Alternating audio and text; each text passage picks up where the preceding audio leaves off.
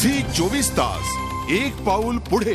माझ्या डोक्यात एकदा रात्री 3:30 वाजता एक कटर स्टँड पडला, भळाभळा रक्त व्हायला लागलं आणि ज्या आमच्या सोकॉल्ड तेव्हाच्या दिग्दर्शकांना दारूची बाटली पॅकअप नंतर दरवेळेस पोहोचत असे, जे 12वे डिरेक्टर, खरं तर वर्षभरात 12 डिरेक्टर बदलले गेले आणि त्यांना बरोबर वेळेत मग कुठेही शूट चालू, सकाळी 7 वाजता सुद्धा एक बाटली बरोबर मिळायची. त्यांना माझ्या त्या जखमेसाठी एक टिटॅनसचं इंजेक्शन 20 रुपयाचं आणता येईना. तर मग एक माणूस म्हणून मला इतकं तिथे क्षुल्लक असल्यासारखं फिलिंग आलं. आणि यामध्ये पुन्हा एकदा तुमच्या त्या कॅरेक्टरला जगणं किंवा ते लोकांना त्याच पद्धतीनं दाखवणं हे थोडं अवघड असतं. तर या सगळ्याचा एक कडू अनुभव सुद्धा मी घेतला, पण तेवढंच या मालिकेने मला भरभरून दिलं. म्हणजे मला त्यामध्ये तक्रार करण्यासारखं आतापर्यंत काही नव्हतं, कारण ते मी सिलेक्ट केलेलं फील्ड होतं. त्यामुळे मी यांना दोष देत जाणार नाही. पुढे सुद्धा मला टेलिव्हिजन खूप करायचंय, याच क्षेत्रात काम करायचंय.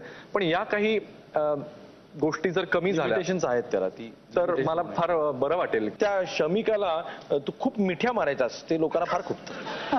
हे काय नाही, अरे प्रेम कथा होती ती, त्यामुळे माझ्या मते आमच्या मालिकेपासून असं मी म्हणायला हरकत नाही किंवा हे काही फार धाडसाचं विधान होणार नाही की आमच्या मालिकेपासून हा रोमॅन्स जरा मालिकांमध्ये दिसायला लागला. म्हणजे माफी मागून त्याच्या आधी जर काही असं नसावं बहुधा, पण आमच्या मालिकेमध्ये हे जरा सुरुवातीला होतं, ज्याबद्दल मध्ये कुठे कुठे पेपर मासिकांमध्ये आलंही होतं. आणि एक गमतीदार सिच्युएशन तुला सांगतो. अरे कसं असतं, पहिली मालिका, घरच्यांना खूप कौतुक असतं, आजूबाजूचे नातेवाईक, अहो आमच्या खांडकेकरांचा मुलगा वगैरे. आणि कधीतरी माझं नाशिकला जाणं व्हायचं, कारण या धबाडग्यात वेळ नाही मिळायचा. एकदा मी गेलो, आमचे बाबांचे जवळचे मित्र आणि आमचे जवळचे नातेवाईक असे एक 8-10 लोक घरी जमले आणि म्हणाले चला आज आम्हाला अभिजितच्या उपस्थितीमध्ये त्याचा एपिसोड बघायला मिळणार आहे. आणि नेमका तो एपिसोड होता भयंकर रोमॅन्सने भरलेला. आमचं एकमेकांवर किती प्रेम आहे हे दाखवण्यात गेला.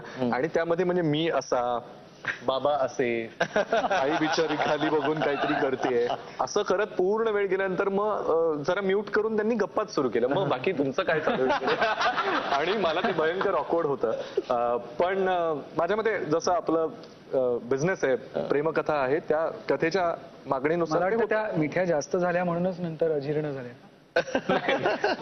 की आपण मराठी मधले इम्रान हाशमी आहात असं बोललं जातं का? असं बोललं जातं. इम्रान हाशमी तुला अशासाठी म्हटलं जातं की त्यांनी ही मध्ये तक्रार केलेली होती की त्याला घर देत नाही कोणी. हो, सांगशील ना मला हे काय प्रकरण होतं नक्की घराचं? नाही, काही फार खरं छोटं प्रकरण होतं, पण त्याच्या मागे अनेक गोष्टी दडलेल्या होत्या. मी एक घर शोधत होतो भाडे तत्वावर आणि जिथे फॅमिली बरोबर राहणार असं मी त्यांना स्पष्टपणे सांगितलं होतं. पण एवढं असतानाही त्यांनी सगळा व्यवहार पूर्ण झाल्यानंतर मला 2 दिवसांनी सांगितलं, अग्रीमेंटवरच्या सह्या आणि टोकन अमाऊंट दिल्यानंतर, की तुम्ही कलाकार आहात म्हणून तुम्हाला आम्ही घर देऊ शकत नाही. अरे बापरे. तर मला कळे ना की मी म्हटलं मी तुम्हाला काही बॅचलर म्हणून तिथे राहत नाहीये, मी सांगतोय तुम्हाला की मी फॅमिली बरोबर इथे शिफ्ट होणार आहे, तर आता काय प्रॉब्लेम असणार आहे. तर त्यांचं म्हणणं होतं की तुम्ही ऍक्टर आहात त्यामुळेच आमची सोसायटी तुम्हाला नाही असं म्हणते. तर मला कळे ना की मी काही इलिगल प्रोफेशन मध्ये आहे का, माझा काही काळा पैसा मी कुठून कमवतोय का, किंवा लाज वाटावी अशा कुठल्या प्रोफेशन मध्ये आहे का. तर हे प्रकरण जरा खूप ते मध्ये मीडियाने जरा उचलून धरलं. पण शेवटी प्रॉब्लेम माझा असा होता की मला घर हवं होतं, त्यामुळे मिळालं. शेवटी मिळालं, घराबद्दल प्रॉब्लेम नाही, पण हे फार अपमानास्पद होतं. अपमानास्पद, पण हे खरंच अपमानास्पद आहे. म्हणजे नक्की या अर्थात या गोष्टीचा एक आपण देखील काय म्हणतो, आपण एक बोट दुसऱ्याकडे असतं त्यावेळेला आपण 3 बोट आपल्याकडे असतात. निलेश, तू देखील विविध दिग्दर्शकांबरोबर काम केलेलं आहेस. तुला कधी असं झालंय का की तुझ्या समोरचे दिग्दर्शक निर्माते म्हणलेत की आम्हाला असंच पाहिजे किंवा असं काम पाहिजे, इतक्या वेळातच पाहिजे, की जे तुला करताना खूप त्रास झाला? असं कधीतरी झालेलं आहे. मी अर्थात नाव घेणार नाही, पण काही निर्माते किंवा काही दिग्दर्शक असं एखादं बॉलिवूडमधलं कुठलं गाणं हिट झालं किंवा आता त्याच्यात एखाद्या प्रोडक्टचं जर नाव असेल, म्हणजे उदाहरणार्थ बाम किंवा गम, स्टिकिंग गम वगैरे, आजकाल अशी गाणी चालतात ना बॉलिवूडमध्ये, तर मग तसं करायला सांगतात. आणि मग एकदा मला एका निर्मात्याने विचारलं होतं, असं कुठलं प्रोडक्ट आहे जे आपण गाण्यात वापरू शकतो.